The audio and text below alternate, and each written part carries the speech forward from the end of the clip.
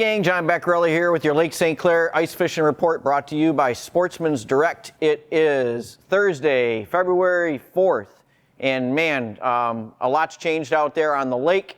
So I got up early this morning, got to get this video out quick today. Wanted to give you guys time to adjust, especially with the storm and everything coming in. And so got up early, sunrise up at the north end of the lake, checking ice conditions out there. And a lot has changed, like I said, since the last report we did.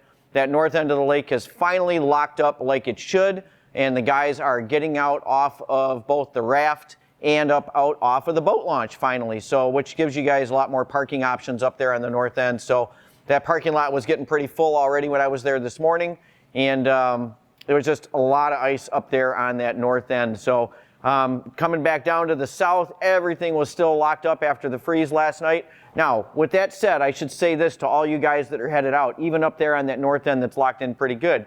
Your ice conditions are going to be variable. A lot of that ice blew in and, froze up at some point over the last 2 weeks up there. So you could be on, 3-4 inches of ice in one spot, and then you could be on another area that's going to be a lot thinner than that, okay? And you've also had ducks and geese and everything, huge rafts of birds out there that have held areas open, so that stuff may even be thinner yet. And we've got a storm coming in tonight, right? Starting at 4 o'clock this afternoon through 4 a.m. tomorrow, we're supposed to be getting high winds and 3 to 6 inches of snow is what they're saying. So you get that snow out there on the ice, that is going to make everything very difficult to assess without using the spud. So don't take anything for granted. Now with those high winds, we'll maybe get lucky and it'll keep that snow kind of blown off of the ice, but you never know, okay? So, but I'm just giving you guys a heads up. You're still going to want to be using those spud bars, or at least if you're going with groups of guys this weekend, you're going to want to make sure that one guy is checking the ice with a spud. If you bring the auger, let somebody else use the auger, but make sure you got somebody checking the ice with a spud. And that's going to be, I'm going to have to emphasize that even more as you come down here further south on the lake. Now, guys were getting out at the Selfridge boat launch. It was kind of funny. A week ago, the actual boat launch itself was just covered with people, and this morning there was nobody in the boat launch. Everybody was out on the lake, and the guys were starting to spread out there. But what I was saying about checking those ice conditions, that even goes more so for that south end, because that ice is newer down there out in front of Selfridge, all the way down to the barracks or down by the National Guard base and up to Cotton Road as well. So you're going to, and you got to deal with, the guys will call them gas pockets. Really, a lot of them are springs down in that area that keep those spots thinned out and around corners. You know the drill down there. So you can't be too careful, especially this time of the year with everything starting to just really freeze up and make decent ice out there. So left Selfridge, went further south, went into Metro, checked Metro out. And it was pretty amazing what was going on with Metro. So you guys already know that the marsh and everything, guys have been fishing on that now for 2 weeks. The boat basins, they've been fishing in there for a couple of weeks, and they are catching fish. They're actually been getting some real, you guys have seen some of the fish coming in here, some of the perch, some of the bluegills, big crappies, and they've been catching walleyes too, kind of all through the canal systems and everything down here. Same goes for Metro. They've been getting some nice panfish and perch, although you got to pick through them. But the really cool thing down at Metro this morning was the whole lake froze last night. It got down to the mid-teens, and we got about an inch or about a half inch of ice over pretty much the whole lake. And the south wind is blowing all that into Metro, and it is just crazy. And I'm just going to shut up here for a second so that you can hear it. Hopefully you can hear it on the video.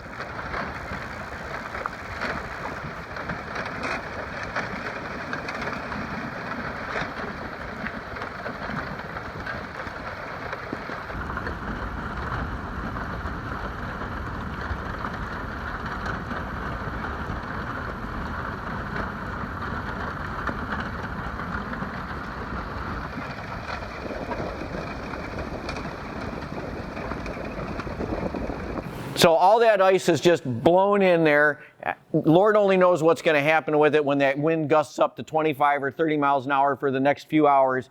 Although it's going to keep coming. There's a sheet out there that showed up on the aerial footage that broke off earlier this week, And if that thing comes ashore, it's gonna make one heck of a mess over there. But with this cold weather coming in later, after the storm front comes through, that ice should really lock up out there, and it could make for some pretty amazing fishing conditions, although crazy hard walking, I'm gonna guess too. Anyways, we'll just have to keep our fingers crossed and wait and see, what happens down there. So that's at Metro. Then down to Crocker Road at the boat launch. Guys are still fishing out there in front of Crocker.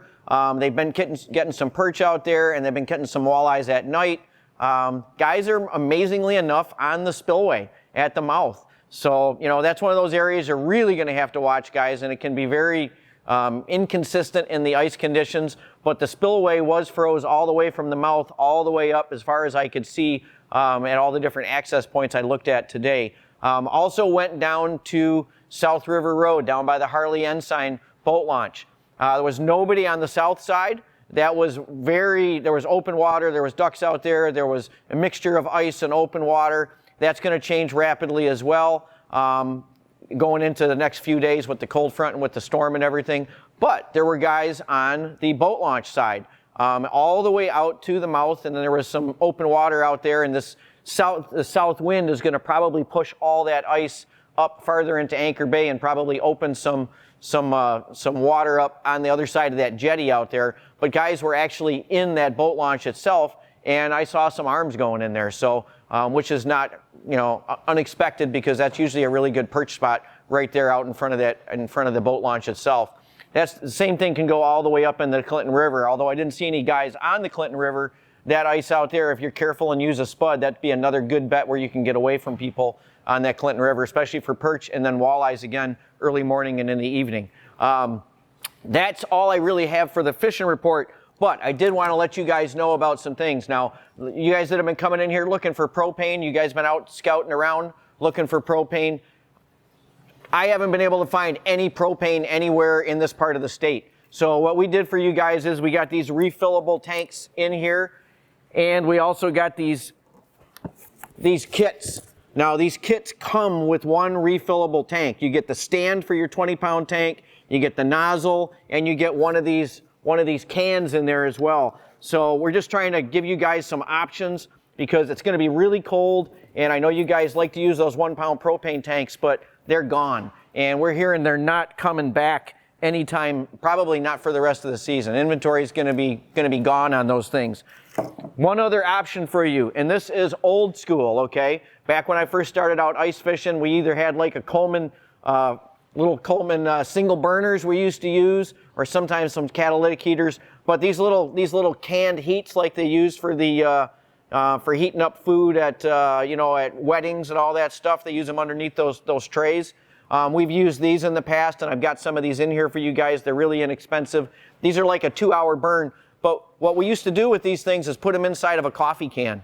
And so that way you don't have an open flame floating around inside your shack. As far as, the emissions and stuff off of them, I don't know. I mean, we used them back when I was younger. Somebody can chime in if you think that it's going to kill you inside your shack or whatnot. Obviously, you want to have ventilation going in there when you're burning anything, whether it's one of these propane heaters or whatnot. But this is just another option for you guys, because it is going to get cold, and I know you guys are going to want to heat those shacks up, especially early in the morning when that sun is low. Once the sun comes out, it's generally not so bad. The shanties will heat up. But getting them going in the morning or at night once the sun goes down, that's a much bigger deal. So anyways, just another option. We do have these at the store. I'm going to try to keep these in stock for you guys.